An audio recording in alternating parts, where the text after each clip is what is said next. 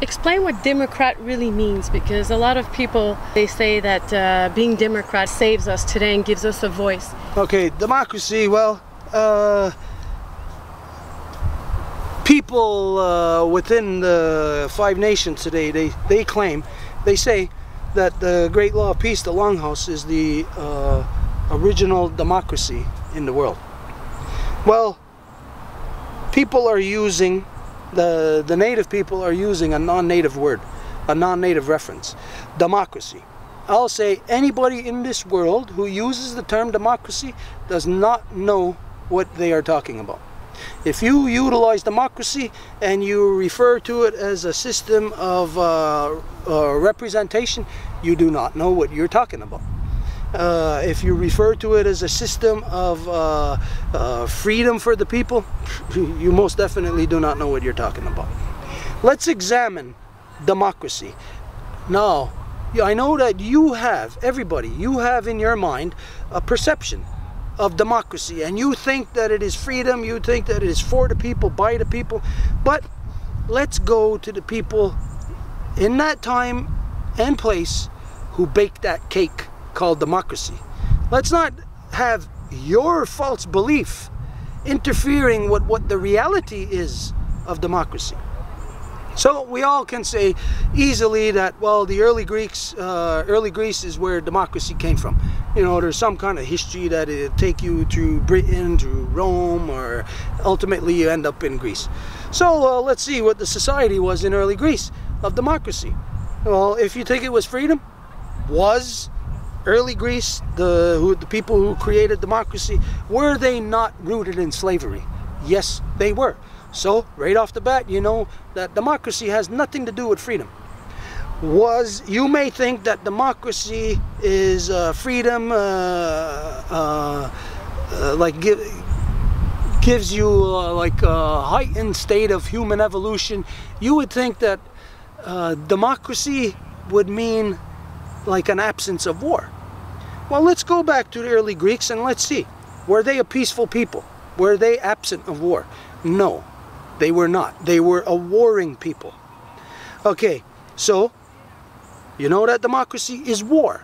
Democracy is slavery. So let's look at what else the democracy was. What were the status of the women in early Greece, in that society that called themselves a democracy? Were the women equal? No, they were not. Did they even have citizen status? No, they didn't. Most of the women were on the level of slaves. The women who were not were owned by their husbands, slaves one way or another. Did those women have a say in democracy? No, they didn't. So, usually look at, was democracy is slavery, democracy is war, democracy is sexism against its male dominance, oppression of the female. What else is democracy? It's all the worst traits that you can imagine in human existence. That's what democracy nurtures in the human. It devolves the human to the state of where, like today, you basically don't care about anything. You don't care about nothing. You can have the world falling to hell around you and you do not care. You actually slip back into the stupidity of democracy, thinking that it is going to give you the solutions to, say, a problem of tar sands, problem of pipelines, problem of now what we're faced with of all of our forests burning down. You think democracy is going to give you the solutions to these things. All it does is it ties your hands more, enslaving you more, making it more impossible for you ever to address realistically to the core of whatever any problem is. So democracy is actually corruption of the human condition. It takes away, it diffuses any evolution, natural evolution that humans have achieved over since the beginning of time, as we were all matrilineal societies. Every society was able to evolve into humans. But since democracy, male dominance, it has devolved the entire world. The entire world is now devolved into being what those early Greeks were. But Let's move ahead a couple of thousand years from where those early Greeks were, and let's see what that cake that they baked, the end result, what it does to them. Well, let's just look since 2008, what has happened to Greece. What democracy has done to Greece. Well, you know what? Even the Greek people cannot afford to live in Greece now.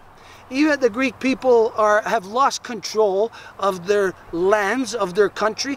Now they are subdued by World Monetary Fund, by the World Bank, by the United Nations. But since then, everybody in Greece has been under these policies where you're more of a slave than ever, because now if you work 40 hours a week and you get, if they were taxing you 50%, well, the people in Greece know that since then they're taxing you 80, 90%.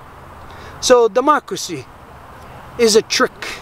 It's a trick to humans to get you into the trap, to get you subdued, make you think that it is for humans, by humans. Democracy is not for humans, it is not by humans. Because when you consider what democracy, what comes hand in hand with democracy is no longer just democracy. Democracy comes hand in hand with capitalism.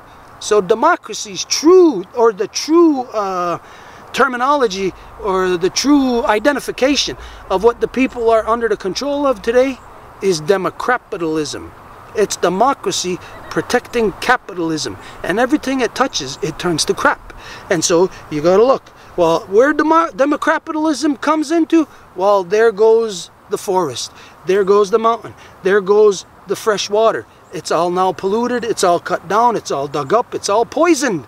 This is democracy. So who does this? If people, we grew out of the earth, out of this environment, and we need it to survive and to sustain ourselves, but yet our practices are destroying it. That ain't humans. That is not a human conduct. And what all humans are inflicted with now on our Mother Earth is this cancer of democapitalism. It is a subhuman thing. It is a monster. And it is what is consuming all of our children, and especially the native people who follow democracy, who vote in the elected band council systems. You are the worst people on the planet. Because we can say that the non-native people, we all know they were corrupt. They're corrupt since day one. They never had what was good. They never had the truth.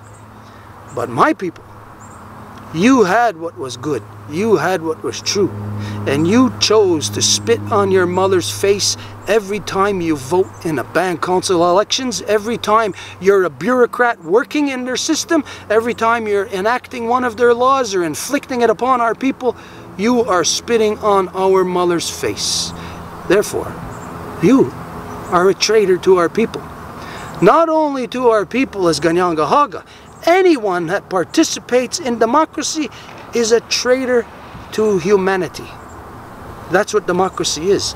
It is a subhuman mechanism designed to get us, humans who are dependent on our Mother Earth, to get us to destroy her.